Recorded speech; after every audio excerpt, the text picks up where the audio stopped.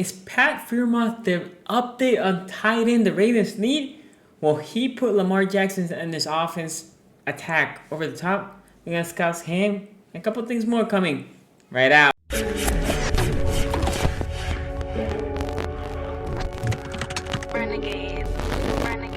Yo guys, my name is Sunny. Welcome to szg Sports, and if you love Raven content, and I know you do, please subscribe now and hit that bell so you know every time I upload a video or go live. Remember, Mondays at 5 p.m. I'm going live.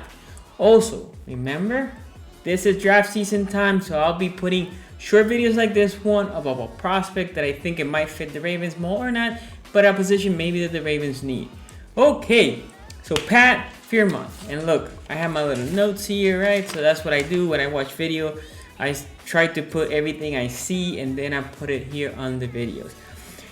First, let me give you some stats. 2020, he only played 4 games, 310 yards, not bad. 1 touchdown, 23 receptions. 2019, 43 receptions, 507 yards, 7 touchdowns. And okay, notable games that I watch.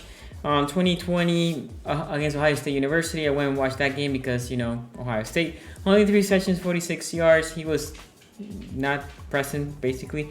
2019, Ohio State University again. He's in the Big Ten. 6 receptions, 40 yards, not bad.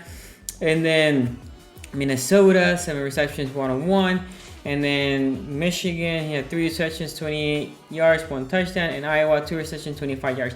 His best quarterback might have been McSorley. So one of his best years was his rookie year, his first year in college, freshman year. Sorry.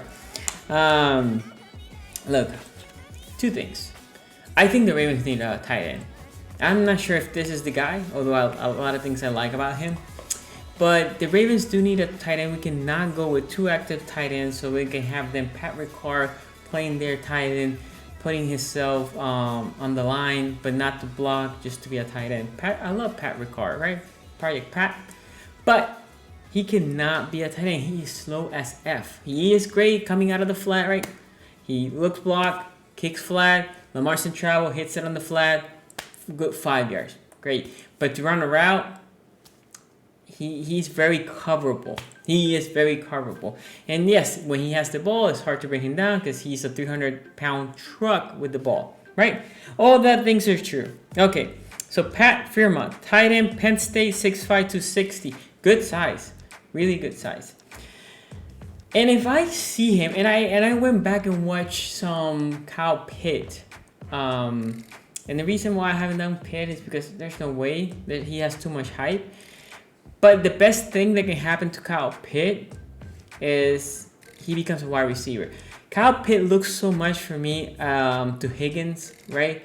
The guy that is in Cincinnati from Clemson. But I don't know if Kyle Pitt can be a tight end in the NFL. He's a hell of a catcher, really good hands. This is no disrespect for Pitt, but he also reminds me a lot of Evans that is in New York, right? Has he been great in the NFL? No. I think if he would have moved to wide receiver, he would have been better. And the other guy is O.J. Howard. Has he been great in the NFL? No. Both of them came out with, oh my God, this dude is going to be amazing. None of those dudes could have blocked. Well, O.J. Howard was a decent blocker, but none of them really were blockers. They were great catchers. Think about this. In retrospect, think about a guy like Noah Fant. Came out of college, really good blocker, really good catch, good hands, has been really good. The guy that went also from Iowa to Detroit, I'm blanking his name. His first year, he didn't play, and second year was obviously better because he didn't play, but you can see his progression, you can see the talent. Not a top 10 pick at all. Tight ends usually don't pay us a top 10. Tell me the last time a top 10 tight end paid out. Been a while. You have to go and Google, right?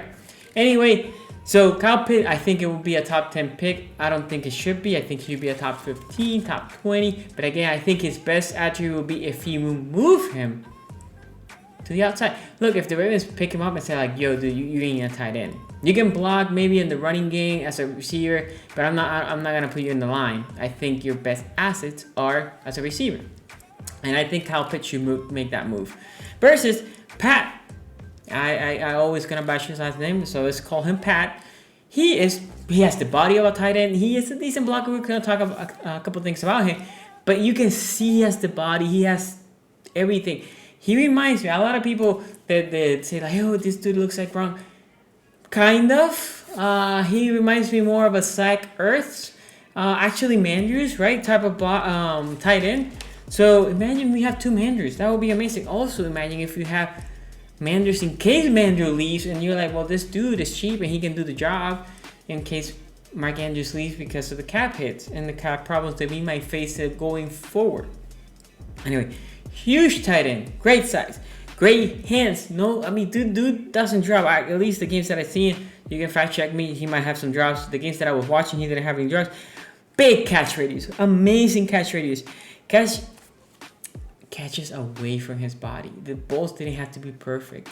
Why do I like that? Because our boy Lamar Jackson is not the most accurate guy, right? Sometimes the receiver's running ahead and he has to reach back and grab it. This dude can do that. Not all receivers can do that. Some receivers panic.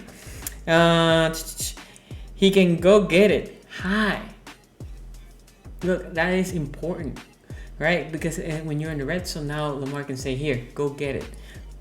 Can make the deep catch. Dude is not a burner. There was some tape that I was watching. He leaked out and he can make the deep catch. He can make over the shoulder, which is good. Not everybody can make that. Gets clean release from the line. So it was hard for people to put a line. He has. Dude can run routes. This is not a guy that is not polished. I think he is fairly polished. Again, if you go back and watch Mandrew's tape from Oklahoma, reminds me a lot of Mandrews, Gesicki coming out of college. This dude reminds me that type of tight end. So he will not, I haven't watched highlights from him, but he will not overwhelm you like probably Kyle Pitts will. Like Kyle Pitts is a amazing receiver. My thing is with Kyle Pitts is I would love him as a Raven, and I will say, dude, put him as a receiver because I think as a tight end, you're going to take away from stuff that he does well. So yeah, he can be a mismatch problem. He does run well. He's a decent blocker. Like I said, look, I put it here. In my opinion, better than Andrews, not as good as Boyle. Like in the blocking side, I think he's a little bit better than what Andrews came out of college. Not as good as Boyle, and you don't need to be as good as Boyle, right?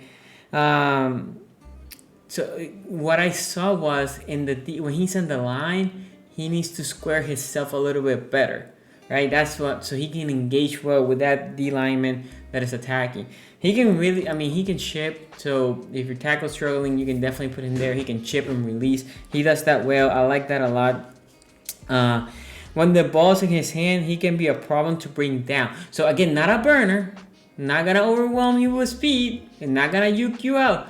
But the dude is strong. He is hard to tackle and bring down. Yak, yards after catch is more after contact. Like I said, not agile to make people miss, but strong to break tackles. I guess what I just said, it was written there. And then he can be a red zone problem. One of the things that I remember as I was watching tape is how well he uses his body. So, and I say this for Mandrews a lot. Mandrews knows how to box out, right? Like Hayden Hurst was very speedy. And you catch, he was explosive. Mandrews is not that. Well, Mandrews does, Mark Andrews, he knows how to position. Almost like in basketball, they tell you, post or box out. Andrews does that amazing. This dude does well. He reminds me a lot of Andrews. He has a lot of Andrews in it, and I think he will be great. Now, some people think he's a first rounder. I don't think he's a first rounder. Again, I think tight end should not be drafted so high. I think Pitt's sweet spots between 15 and 20. I think that's where he should be drafted. I think this dude is a second round pick. If you get him in the second round, that would be great. Look, if for some reason when we trade OBJ, we get a first round pick, you replace him with a tackle, and then your other first round pick, if somehow you can get a Kyle Pitt or Bateman, I think either of those two, again, for us, will be great receivers. That's the type of receivers. Pitt, in my opinion, is more of a receiver than a tight end.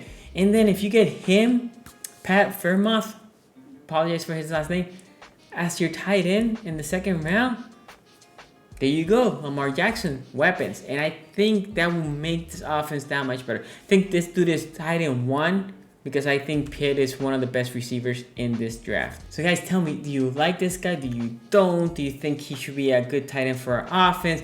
is a hard pass for you? Leave it in the comments below.